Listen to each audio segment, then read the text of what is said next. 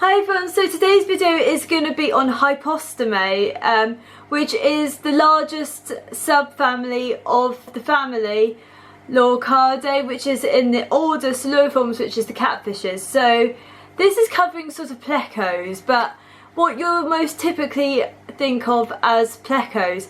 So Loricariidae does contain other subfamilies, which is in another video, and such as Hypostominae, Lithoxini, Loricariidae, Rhinelepinae, and so there's quite a few, but this is the largest subfamily and it was described in 1853.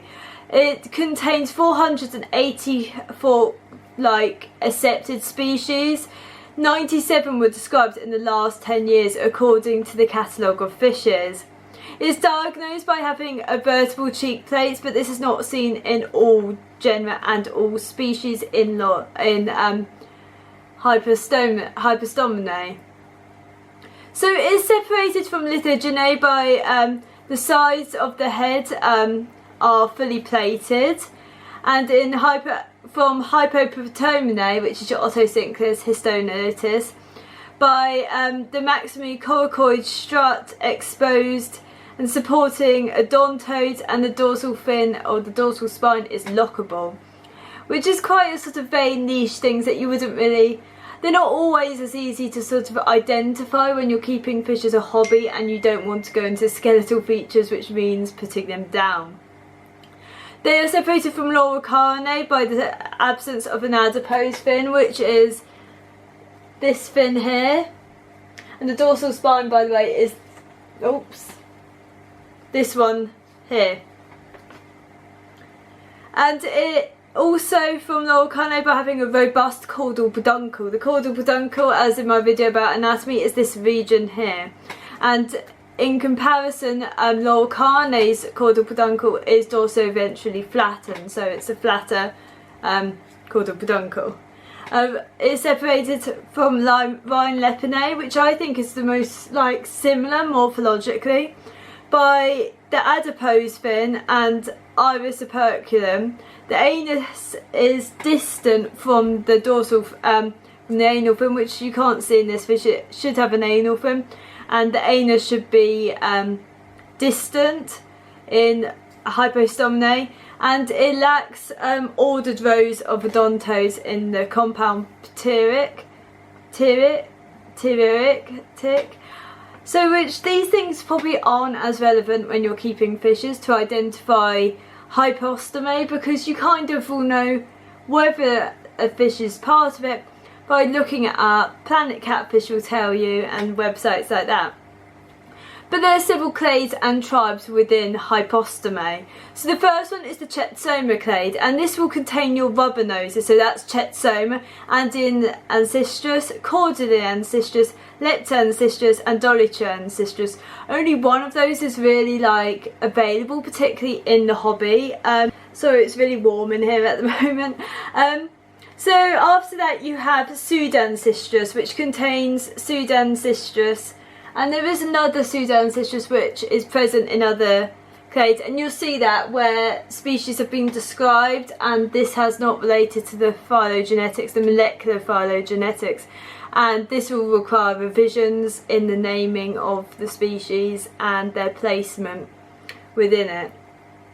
The next one is Lithoxini Tribe, and this one contains Extellalithosis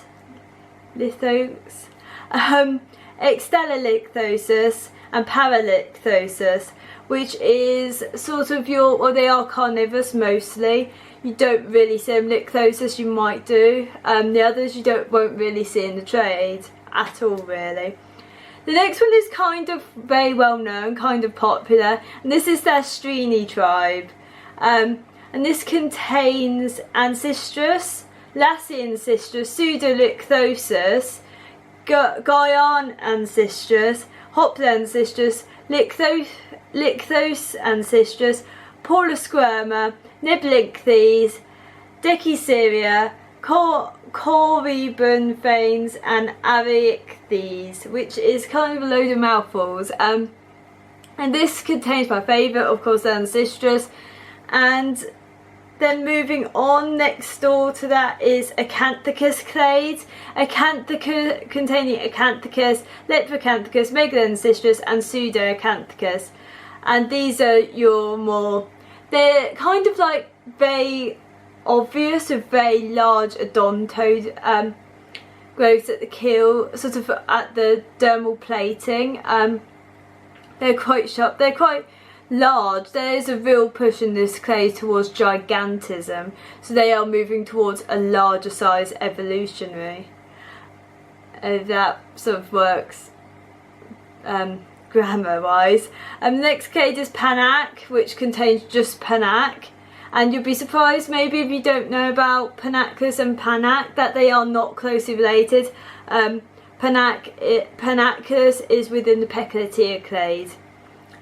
So the next clade is Hemiancistrus, which contains Hemiancistrus, Parancistrus, Spectroacanthicus and Baryancistrus.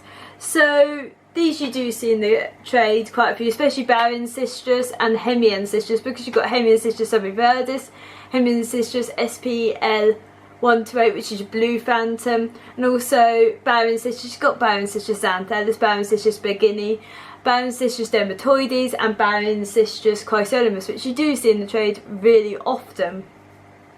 Next clade is the Plecos clade, and this contains Ancistomus, Panaculus, Plecos, Hyponcistrus, Scobiancistrus, Alphanurulus, which is your old Scoliforma, Plecos ichthyes, Pseudancistrus, which I think is currently still only a subgenera of Panaculus, but I'm not sure, I need to look into that further. And also Loricariidae was added, and another undescribed genus, along with Spectroacanthicus immaculatus. And then finally the last one is one that has a lot of bad reputation. So this is your Hypostominae tribe.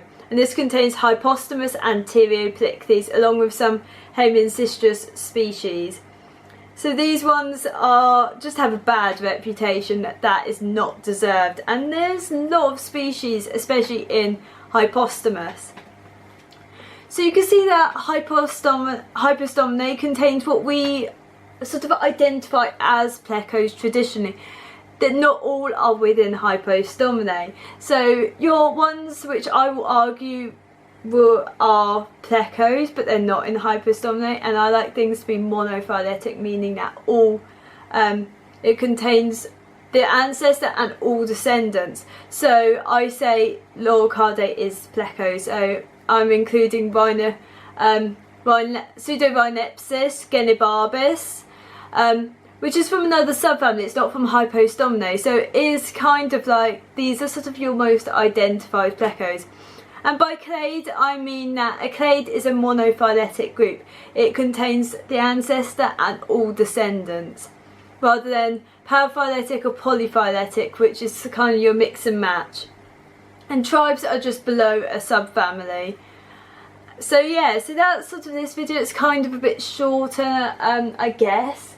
It kind of just covers Hypostominae, and I might talk about other species, other genus, more so, maybe not always in the scientific context, because that is kind of complex. And I'm kind of aiming to do videos on Plex for Tuesdays, Mondays, Tuesdays, other fish and other things, more fish keeping things maybe for Fridays, but it depends on my timetable and whether I have time, because I actually work. I'm not working Sundays, Mondays, which makes it a bit difficult, because when I work full time it is a lot. Anyway, thank you for watching.